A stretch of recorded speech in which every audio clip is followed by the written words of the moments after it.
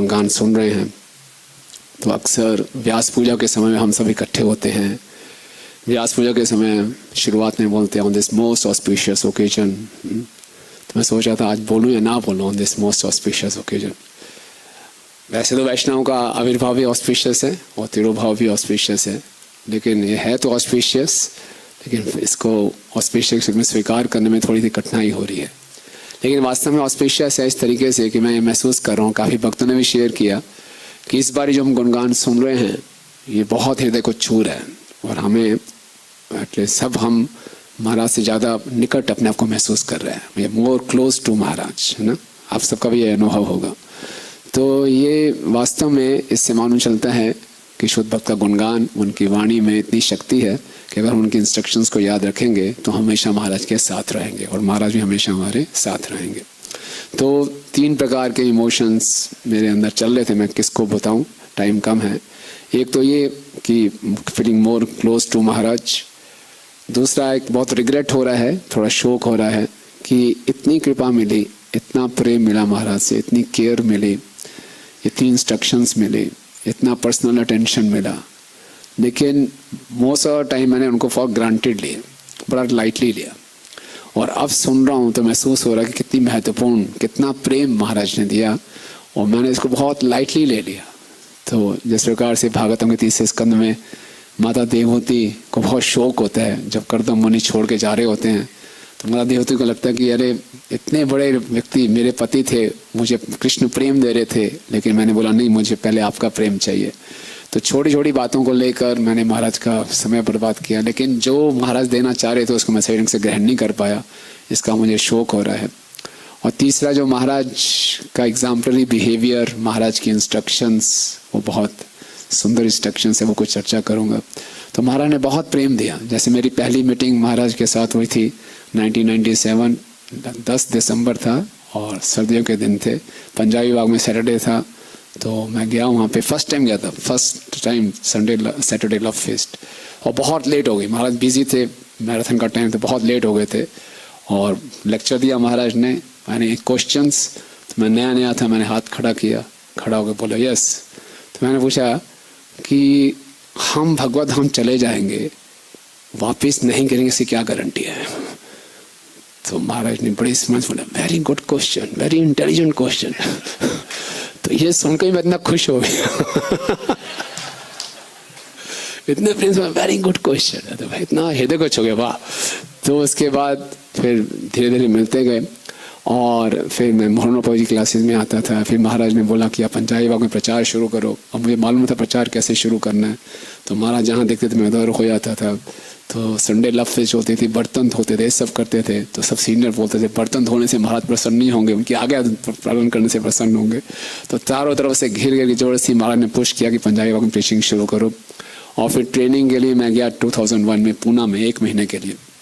तो वहाँ पे मेरे लिए महाराज ने इतना ध्यान रखाया, राधे श्याम प्रभु को फ़ोन किया कि एक व्यक्ति आ रहा है, इसको बड़ा स्पेशल ट्रीटमेंट मिलना चाहिए। और मेरे को उस समय आपने देखा होगा, पूना का पुराना मंदिर है, कैंप में है, शेड के अंदर है, छोटा सा मंदिर है। तो मुझे बड़ा वीआईपी रूम, वहाँ का जो वीआईपी रूम था उसमें मुझे ठहराया और महाराज ने फ़ोन किया, आप बिल्कुल कंफर्टेबल हैं? हाँ। अटैच्ड बाथरूम मिला आपको? हाँ। मैं बिल्कुल अटैच्ड बाथरूम मिला तो महाराज को मालूम था बड़ा बिगड़ा हुआ व्यक्ति है, इसको पूरा कंफर्ट चाहिए। तो पूरे कंफर्ट के साथ मैं वहाँ रह रहा था। कुछ समय के बाद लोग आए, प्रभु आपको कमरा खाली करना पड़े। मैं क्यों भाई? कहते गुरु महाराज का कमरा है, महाराज यहाँ आने वाले हैं अरे बाप रे। तो फिर मुझे बताया गया जाके वहाँ रुकने, आपने 10-15 कर्मचारी हैं, वहाँ जाओ। तो वहाँ मालूम चला महाराज इतना ध्यान दे रहे थे। राधे श्याम प्रभु बोल रहे हैं Guru Maharaj was daily calling me, he should not feel any discomfort, make him fully comfortable. तो मेरी स्पेशल एकदम अपना कमरा महाराज ने ऑफर किया उसमें, मैं जब ट्रेनिंग के लिए गया था। तो उसके बाद मैं यहाँ आया तो मैं बड़े जोश में आ गया कि अब मुझे रिज़ाइन करना है। तो एक दिन फ्राइडे का शाम थी, तो मैंने रिज़ाइन कर दिया और मैंने रात को आके बताया महाराज टुडे आई हैव रिज़ाइंड। महाराज इतना गुस्से हुए, व्हाई यू हैव रिज़ाइंड? महाराज कर दिया, नो टेक इट बैक।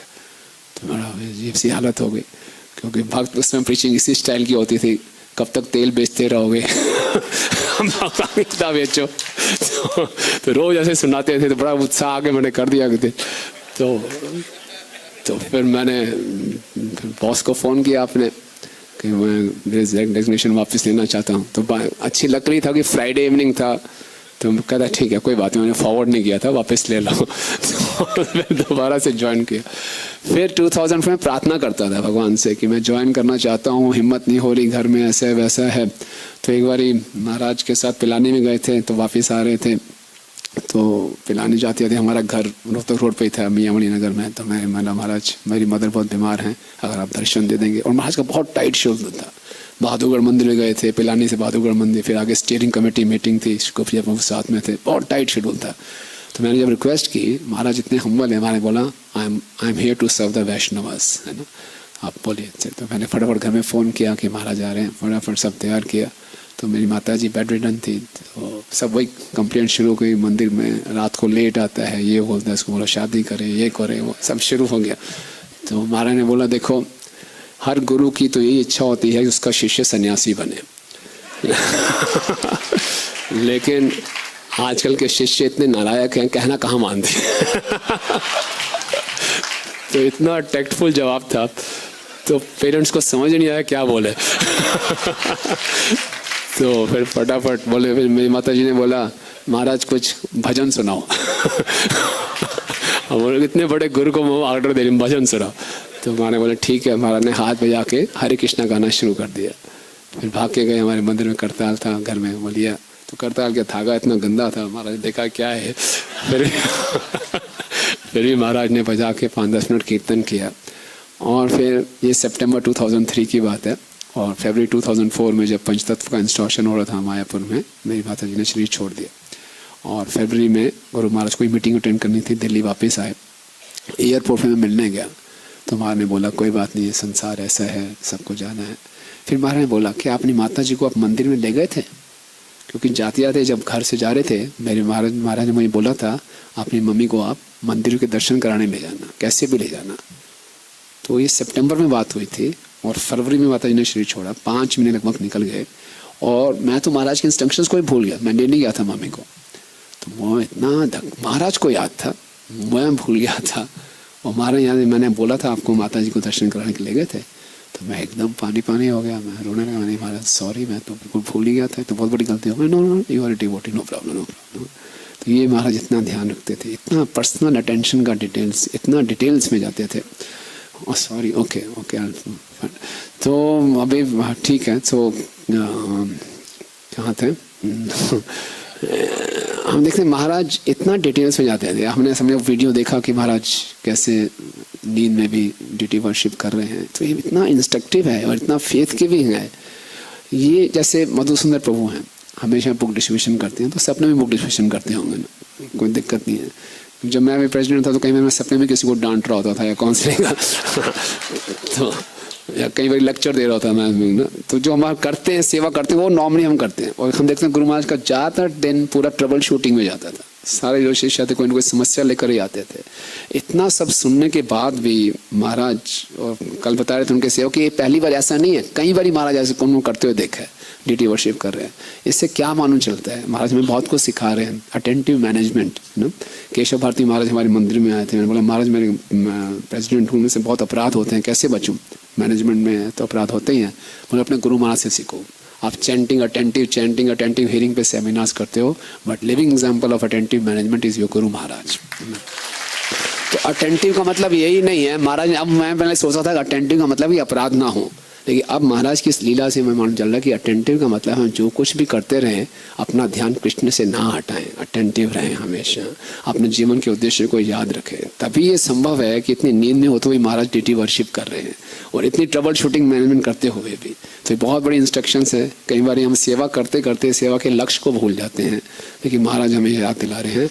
और इतने ट्रांसडेंटल होते हुए महाराज बड़े रियलिस्ट थे, ऐसा नहीं कि ग्राउंड रियलिटी से ऊपर उठे। कई बार हम भक्त लोग, या खासकर मैं, हम कभी फ़ोन नहीं उठाते हैं, और कई बार थोड़े एब्सेंट माइंडेड होते हैं, तो लोग बोलते हैं थोड़े ट्रांसडेंटल हो गए हैं ना। तो महाराज ट्रांसडेंटल है, लेकिन साथ साथ बिल्कुल ग्राउंडेड हैं।